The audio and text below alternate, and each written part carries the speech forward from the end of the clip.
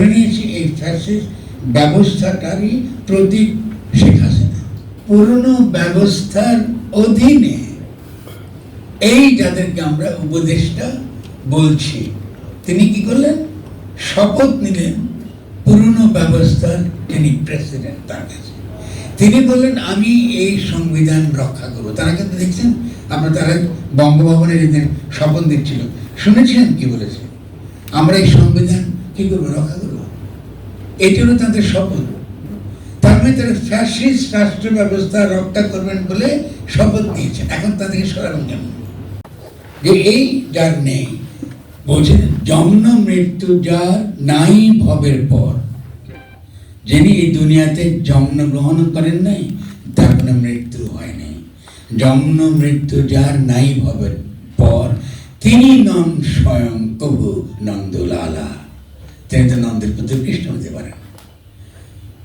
লালন কিন্তু আল্লাহ ব্যাখ্যা করতেছে, কিন্তু লোকাল যে পুরাণ তার মধ্যে তিনি ব্যাখ্যা করছেন দিয়ে তিনি জনগণ, এই যে একটা শুরুতে বলেছে আমি থেকে আমরা, এই আমি থেকে আমরার যে রূপান্তরটা ঘটে, এই রূপান্তরটা কিন্তু সংস্কৃতি করে, সংস্কৃতি করে, কাব্য করে, জ্ঞান করে, প্রজ্ঞা করে, দর্শন করে। এই তখনই কিন্তু আমরা যেটাকে আমরা এখন বলি বুর্জোয়া ডেমোক্রেটিক সোসাইটি, মানে ব্যক্তি আমি। বুর্জোয়া মানে কি? ব্যক্তি। বুর্জোয়া মানে ধনী না, কিন্তু আমরা অনুবাদ করি কি ধনী। বুর্জোয়া মানে ব্যক্তির শ্রমে কিন্তু বুর্জোয়া পলিটিক্যাল অর্থে। সে বুর্জোয়া কেন? কারণ সে তার শ্রমের মালিক। ধনী বুর্জোয়া কেন? সে পুঁজির মালিক। তো শ্রমিক কিন্তু তার শ্রমশক্তি নিয়ে কিন্তু কি করে? দিন দৌড় করে, দাম পাওয়ার জন্য ট্রেড ইউনিয়ন করে, বুর্জোয়া শ্রেণী তাই করে। এটা হলো পলিটিক্যাল, মানে বুর্জোয়া কথাটার আমরা পলিটিক্যাল ব্যক্তি। এই ব্যক্তি কি করে সমাজ হয়? ব্যক্তি সমাজে ওই তার পিপল বলতে পারে।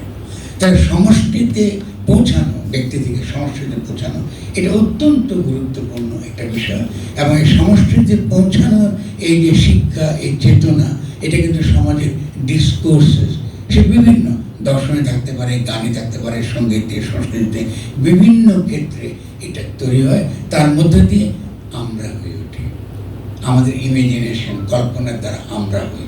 দেখুন, আমরা প্রত্যেকে কিন্তু আলাদা আলাদা না, আমরা তো আলাদা নাকি? এক তো না। তাই আমি যখন আমরা কল্পনা করি, এটা তো কল্পনা, আমরা বলতে কিছু নাই, আছে কি? এটা তার বিমূর্ত ব্যাপার। কিন্তু এই যে আমরা বলতে পারা, এটার জন্য একটা যে চেতনা লাগে, যে সমাজের যে পরিবর্তন রূপান্তরটুকু লাগে, সেখানে সাহিত্য ভূমিকা রাখে, দর্শন ভূমিকা রাখে, বুদ্ধিবৃত্তি ভূমিকা রাখে। এটাকে কিন্তু আমরা ইগনোর করেছি, উপেক্ষা করেছি সবসময়। কিন্তু ধরুন 72 সালের কথা যখন খেয়াল করেন, আমরা যখন বাঙালি হতে চেয়েছি, আমার ভাষা আমার কাছে নিয়ে যেতে চেয়েছে, আমি বললাম আমি বাঙালি। এটা বলে আমি কি বলছি যে আমি মুসলমান না? আমার ধর্ম তো ত্যাগ করি নাই, আমি বাঙালি করেছি। অনেকে মনে ভাবেছে আমরা বোধহয় ধর্ম ত্যাগ করে ফেলেছি, ইসলামের প্রতি আর কোনো ভূমিকা নাই। তো ফলে ফিরে এসেছে সে আবার আমার উপর প্রতিশোধ নেওয়ার জন্য। কেন? কারণ আমি তো ধর্মের সঙ্গে মোকাবিলাটা করি নাই, আমি ওটা ছেড়ে দিয়েছি কিছু লোকের কাছে।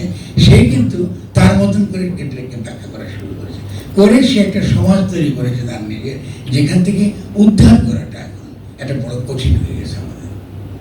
যে ফলে যে মাদারের যে সমস্যা আপনি দেখতে পাচ্ছেন, এই সমস্যাটা এখান থেকে তৈরি হচ্ছে। এটা তাহলে আমি এই যে এতগুলো কথা বলে আমি যেটা, যে প্রথম পর্বের যে ব্যাপারটা আপনাকে বোঝাতে চাইছিলাম, এই রাষ্ট্র গঠনের ব্যাপারটা নিছকই তথাকথিত রাজনৈতিক যে অর্থে আমরা বুঝি তা না, কিন্তু আসলে রাষ্ট্র গঠনটা এই আমাদের সাংস্কৃতিক লড়াইয়ের সঙ্গে, বুদ্ধিবৃত্তিক লড়াইয়ের সঙ্গে, আমরা নিজেরা আমরা কি করে কল্পনা করি তার সঙ্গে জড়িত। ঠিক আছে, এবার আমরা দুটো ভাগ করে বোঝার চেষ্টা করি যে 1971 সালে আমরা বলতে আমরা কি বোঝাতাম। 1971 সালে আমরা বলতে আমরা বাঙালি বোঝাতাম, নাকি আমি বলছি। আর আমরা যারা পাকিস্তান, এদের কিন্তু আমরা কি বললাম, এরা আমরা না। 47 আমরা বলতে কি বুঝতাম, যারা মুসলমান এরা, আর যারা মুসলমান এরা আমরা না।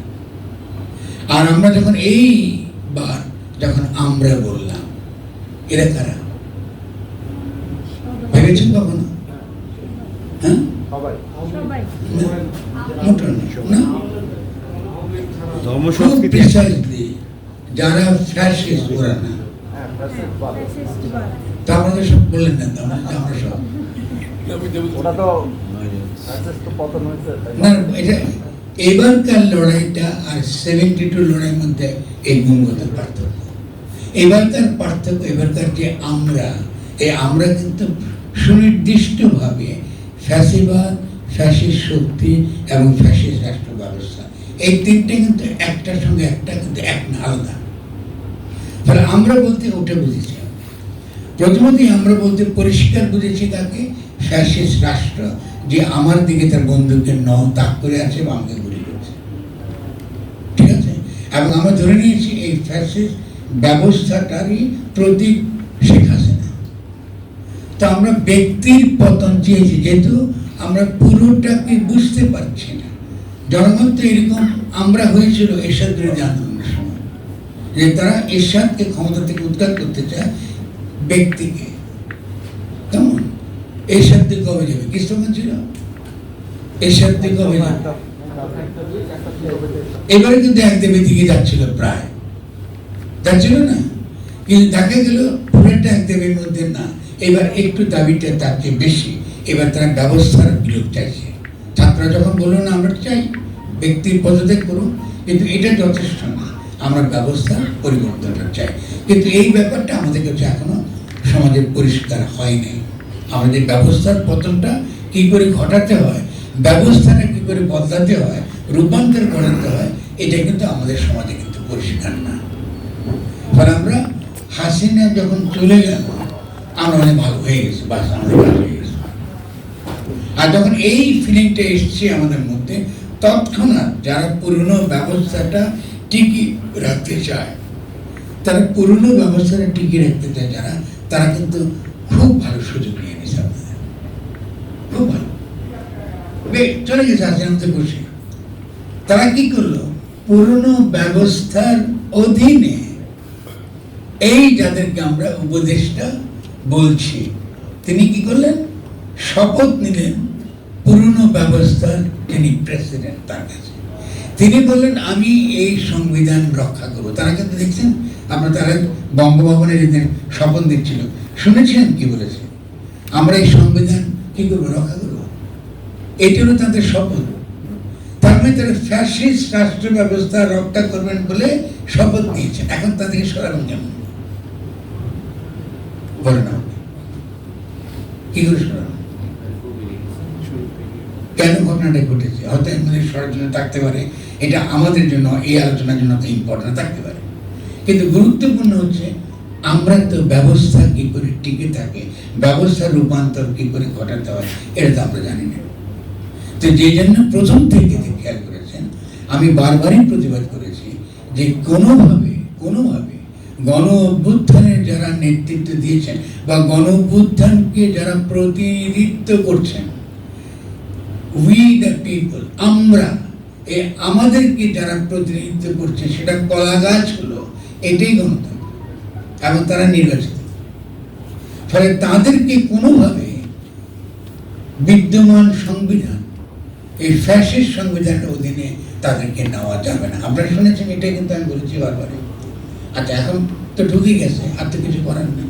ঢুকে যাওয়ার মানে ঠিকই একটা সাংবিধানিক প্রতিবিপ্লব ঘটে গেছে। এটা কি ফিরিয়ে আনতে পারবেন না? তাহলে ফিরিয়ে আনতে না পারি, আমাদের তো আরেকটা স্তরের লড়াই শুরু হয়ে গেছে। এই লড়াইয়ের পরিপ্রেক্ষিতে কিন্তু আজকের এই সভা।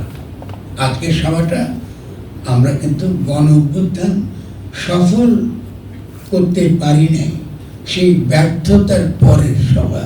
ফলে কি করে এই গণ অভ্যুত্থানকে আমরা একটা পূর্ণ বিজয়ের দিকে নিতে পারবো কিনা, এই আলোচনাটা এখন আগে করতে হবে। ফলে আগের আলোচনা করলে আর হচ্ছে না। আগে আমরা কি বলে গেছিলাম, গণ অভ্যুত্থানের গঠন, ঠিক আছে, ওটা আছে, এখন প্রতি বিপ্লব ও গঠন লিখতে হবে। ঘটে গেছে ওটা, এখন এখান থেকে বেরিয়ে আসবে কি করে?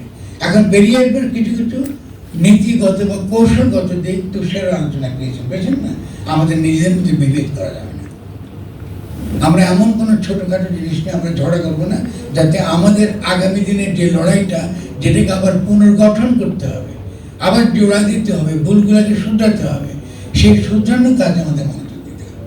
আমরা এখনো জানি না এই সরকার নিজেকে বৈধ কী করে প্রমাণ করবো, জানি না, গ্যাজেট হেলে দেখবো তারা কী করে করছেন, তখন আমাদের লড়াইয়ের ধরনটা ভিন্ন রকম হবে। প্রথমত আমরা এটা বুঝবো যে এই, অন্তত আমি যতটুকু বুঝতে পারছি, বিদ্যমান আইনের মধ্যে এই সরকারকে বৈধ করবার কোনো রাস্তা নাই, এটা পরিষ্কার। তারা জোর করে করবেন, কতটুকু করবেন, জোর করে করবেন ততটুকু যতটুকু তাদের হাতে ক্ষমতা আছে, কিন্তু লিগালি ওটা কখনোই বৈধ হবে না। আমি একটা ছোট্ট উদাহরণ দিই আপনাদেরকে। ইনডেমনিটি আইন হয়েছিল, মনে আছে আপনাদের? কেমন মুজিবকে হত্যার পরে একটা ইনডেমনিটি আইন হয়েছিল, তো সেই ইনডেমনিটি আইন তো আবার বাতিল হয়েছে না, পরে হয়েছে না? কেন ইনডেমনিটি বাতিল করতে পারে? যদি তারা সে সময় সংবিধানকে ফেলে দিয়ে নতুন করে সংবিধান করতে তারা পারত। যদি নতুন সংবিধান থাকতো তাহলে এটা নতুন ভাবে রাষ্ট্র গঠন করেছে, পুরনো রাষ্ট্র শেষ, এইটা আবার ইভোক করবার কোনো সুযোগ থাকতো না, কারণ নতুন সংবিধানের ভিত্তিতে নির্বাচন হতো। এখন আপনি কি করছেন? পুরনো সংবিধান রেখে দিচ্ছেন। আজকে থেকে 20 বছর পরে যদি আমলে ক্ষমতা আসে, বিচার হবে। বুঝতে পারছেন বিপজ্জনক কত বড় একটা বিপদ আমরা রেখে দিয়েছি। ফলে আমি সাক্ষী হয়ে, আপনারা সাক্ষী, আমি সাবধান করে গেছি, আমি হয়তো থাকবো না, কিন্তু এটা আসবে ফিরে, যদি না আপনি এই সংবাদকে ফেলে না দেন। আর কোনো পথ নেই, নতুন করে গঠন করতে হবে, আর কোনো পথ নেই। আপনাকে বলতে হবে যে সংবিধান শেষ, জনগণের কাছে আসতে হবে, বলতে হবে যে তুমি কেমন রাষ্ট্রটা চাও বলো। নতুন গঠনতন্ত্রের ভিত্তিতে যখন বাংলাদেশ গড়বেন, আপনি কি হবে? আপনি কোনো প্রকার পুরনো আইনের ভিত্তিতে, পুরনো সংবিধানের ভিত্তিতে আপনার কোনো বিচার হতে হবে না। এটা নতুন আইন করেছে, জনগণ করেছে, কারণ জনগণই সার্বভৌম। তো এই যে জনগণ সার্বভৌম কথাটা বললাম, এটাকে বলা হয় পপুলার সভারেন্টি। এটা আইনে এবং রাজনৈতিক তত্ত্বে দুদিক থেকে এটা গ্রহণযোগ্য। এখন তারা এসব কথাগুলো বলবে কদিন পর আমি জানি। একটা হচ্ছে যে কনস্টিটিউশনাল কন্টিনিউটি, বলে না, সাংবিধানিক ধারাবাহিকতা। এটা অর্থ বোঝেন আপনারা? এটা মানে কি? আমরা কেমন ভেবে দেখেছি? কনস্টিটিউশন কন্টিনিউটি মানে হলো আমরা এখনো পর্যন্ত কলোনিয়াল ইংরেজের শাসনের অধীনে আছি, এটা মানে তাই। ইংরেজ আছে না, এখন কি আমাদের ক্রিমিনাল আইন, যেসব আইনগুলো আছে 1860 ব্রিটিশ যে আইন, এই আইনকে আপনি বাদ দিয়েছেন? আছে তো, ওটা আইন আছে না? তা ব্রিটিশের আইনটা এখন কেন থাকবে?